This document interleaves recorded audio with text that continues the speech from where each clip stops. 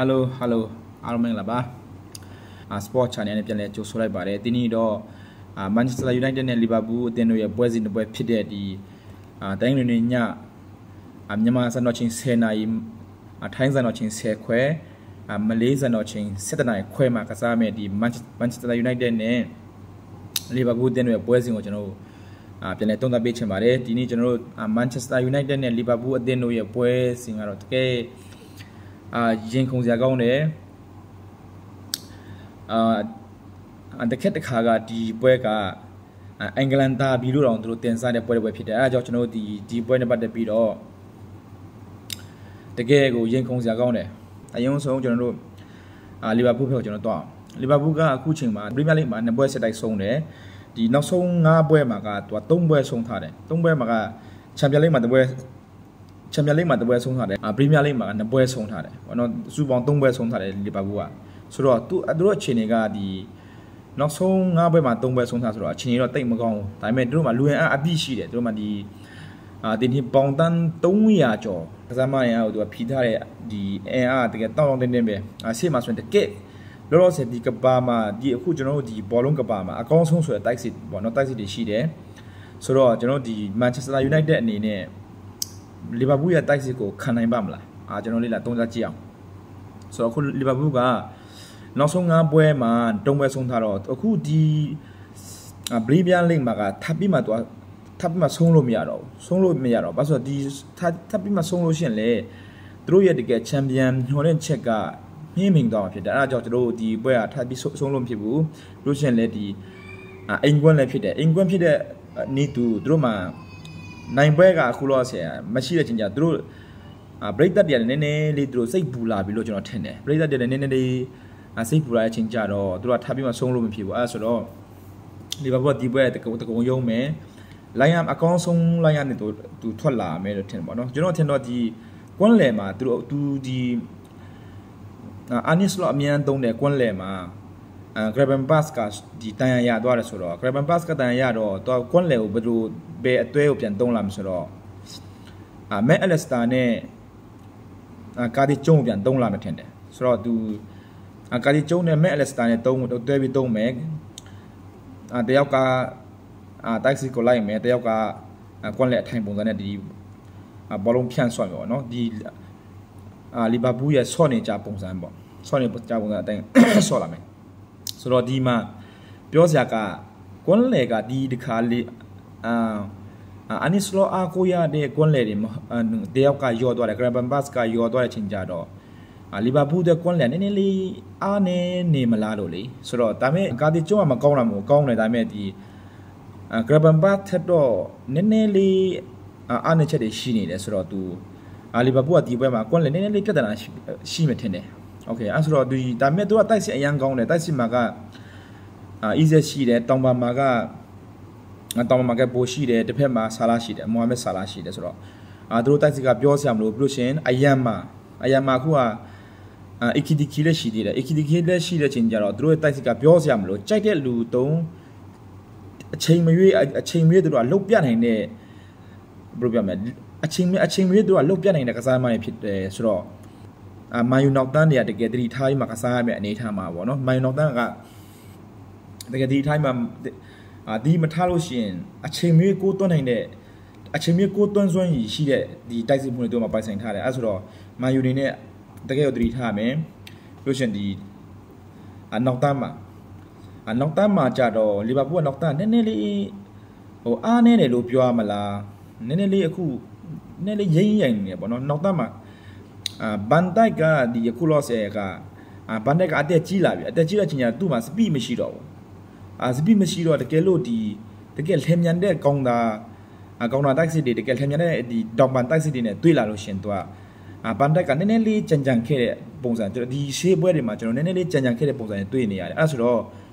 လီဗာပူးရဲ့နောက်တန်းကနည်းနည်းလေးစိုးရင်ရတယ်ဒါပေမဲ့ဒီအဓိကဘန်တိုက်ဖက်ကပေါ့နော်ပိုင်းအဓိကဘန်တိုက်ရဲ့နေရာမှာနည်းနည်းလေးအားနေမလားလို့ဆိုတော့ဒါပေမဲ့သူတို့အကောင်းဆုံးတော့ပြင်ဆင်လာမယ်ပြီးလို့ရှိရင်သူတို့အိမ်ကွန်းဖြစ်တယ်သူတို့ကျွန်တော်တို့တခုဒီထားမှာကအဒီဘက်ကလီဗာပူးကအိမ်ကွန်းဖြစ်တယ်သူတို့ရဲ့ break down နဲ့သူတို့အိမ်ကွန်းမှာသူတို့အကောင်းဆုံးစွမ်းဆောင်ရည်နဲ့သူတို့ကကန်လာမှာဖြစ်တယ် လို့ရှိရင်လည်းဒီဘွဲကထဆုံးလို့မရဘူးဒီချန်ပီယံကိုမျှော်လင့်တဲ့အတင်းတဲ့အနေနဲ့ဒီဘွဲအဲ့လိုထပ်ပြီးမှရှုံးလို့မရတဲ့အတွက်ကိုသူတို့အိမ်ကွက်လည်းဖြစ်တဲ့အတွက်သူတို့အကောင်းဆုံးအနေနဲ့သူတို့ပြင်ဆင်လာမှာဖြစ်တယ်အဲကြောင့် Manchester United တဲ့လုံးဝဒီဘွဲကမလွယ်ဘူးလို့ရှိရင်အရင်တော့ဒီပြီးခဲ့ဒီအရင်တော့တွေ့ဆုံမှု9ဘွဲကိုကျွန်တော်ပြန်ကြည့်မှဆိုရင်အခုနောက်ပိုင်းမှာလီဗာပူးက Manchester United ကိုအတားအဆီးကစားနေတာကျွန်တော်တွေ့ရတယ်အဲဆိုတော့ကျွန်တော်Manchester United အတွက်ကဒီဘွဲကအဝေးကွန်းလည်းဖြစ်တော့အရန်ကိုခက်ခဲမဲ့ပွဲဖြစ်တယ်လီဗာပူးမှာအားနေချက်ဆိုတော့ဒီမှာကွန်းလေနည်းနည်းလေးမပြောပါတော့တဲ့ကွန်းလေနေပါရှိမယ်နောက်တန်းနေနေပါရှိမယ်ရှေ့မှာပြောစရာမလိုကိုတော့နိုင်တဲ့ကစားသမားတွေရှိတယ်အဲဆိုတော့ရှေ့မှာပူစရာမလိုနည်းနည်းလေးပြဿနာဖြစ်မဲ့နေရာကနောက်တန်းနဲ့ကွန်းလေပေါ့ဒါပေမဲ့ကွန်းလေလည်းအဲ့လောက်ကြီးမှုပေါ့အဓိကနောက်တန်းမှာနည်းနည်းလေးစိုးရင်ရတဲ့အနေထားတော့ရှိတယ်ဒါပေမဲ့သူတို့အကောင်းဆုံးတော့ပြင်ဆင်မှာပါโอเคအဲ့ဆိုတော့ဒီကျွန်တော်အခုချိန်မှာတော့ United ဖက်ကိုကျွန်တော်ထည့်ကြည့်အောင် United ကကျွန်တော်ဒီသူတို့မှာခြေစွမ်းအတည်ငြိမ်မှုမရှိဘူး United ကဒီပွဲမှာပဲခြေစွမ်းနှမျိုးထွက်နေတယ်ဒီပထမပိုင်းမှာကစားကွက်ကောင်းလို့ရှိရင်ဒုတိယပိုင်းကျတော့သူတို့ကစားကွက်ပျောက်သွားပြီမရှိတော့ဘူးတင်ပိုအတင်ချအစားသူတို့ဒီဂရီသူတို့ရဲ့ကစားကွက်ဘယ်လိုပြောမလဲအတင်ချအစားသူတို့ကပွဲပြီးတဲ့ထိသူတို့ကမထိန်နိုင်ဘူးဆိုတော့မန်ယူကတော့တော်တော်ဒီစိုးရင်စရာနေထားဖြစ်တယ်ဒီပွဲကအဝေးကွက်လည်းဖြစ်တော့သူတို့ရဲ့ကစားကွက်ကလည်းကစားရမိုင်းနဲ့ကောင်းကောင်းအမဝင်သေးတဲ့အနေထားပြောစင်သူတို့ရဲ့ကစားပုံကလည်းအဲ့လောက်ကြီးကြစ်လက်တဲ့အနေထားမရှိသေးတော့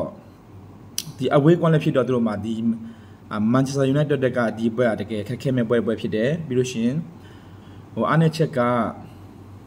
ကွန်းလေမှာကသူတို့ကဒီကွန်းလေမှာ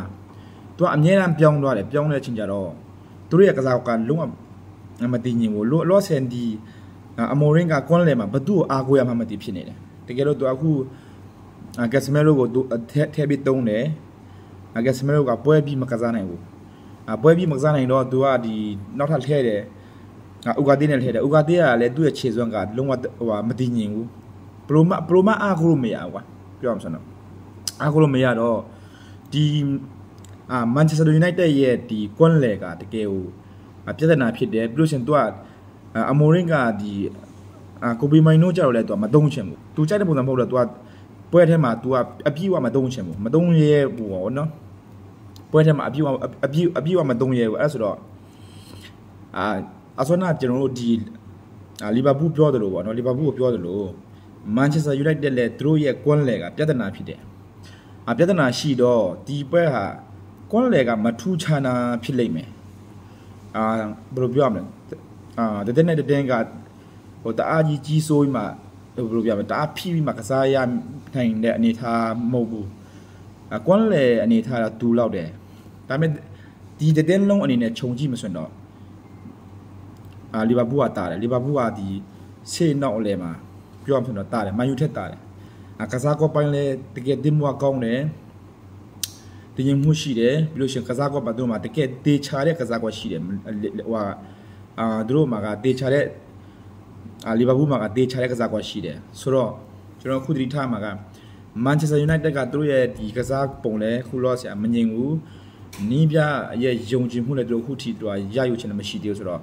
Manchester United ကအခုထိသူတို့မှာဒီဘယ်လိုပြောရမလဲတင်းငိမ့်တဲ့ကစားကောသူတို့မှာမရှိသေးဘူးအဲ့ဆိုတော့ဒီနေ့ဒီပွဲစဉ်က Manchester United အတွက်ကတကယ်ကိုအရေးကြီးတယ်ဒီခုထိသူတို့အဝေးကမှနိုင်ပွဲမရသေးဘူးနိုင်ပွဲမရတော့ဒီပွဲဒီလီဗာပူးနဲ့ပွဲကသူတို့အတွက်အရန်အရေးကြီးတယ်နိုင်ပွဲရဖို့အတွက်အရေးကြီးတယ်ဒါပေမဲ့သူတို့ဒီပွဲကလည်းအဝေးကွန်းဖြစ်တယ်လို့ဆိုရင်အတင်းကြီးတင်းလည်းဖြစ်တော့ Manchester United အတွက်ကတကယ်ကိုအခက်ခဲမဲ့ပွဲစဉ်တစ်ပွဲဖြစ်တယ်အဲ့ဆိုတော့ကျွန်တော်တို့ဒီပွဲစဉ်ကမှားတဲ့လူကတော့ဒီခါမယ်အဲ့ဆိုအာဗီဒီခြေစွမ်းအနေထားအရအခုလောဆယ်ဒင်မွားကအစားကွာတယ်ကွာပေမဲ့အတင်းကြီးချင်းဖြစ်တော့သူတို့မှာအရန်တတိထားမှသူတို့ကစားတတ်တဲ့အနေထားရှိတယ်တဲ့နဲ့တဲ့ကဘလောက်ပဲစုပ်ပြတ်တတ်နေပါစေခြေစွမ်းဘလောက်ပဲကွာဟနေပါစေပေါ့နော်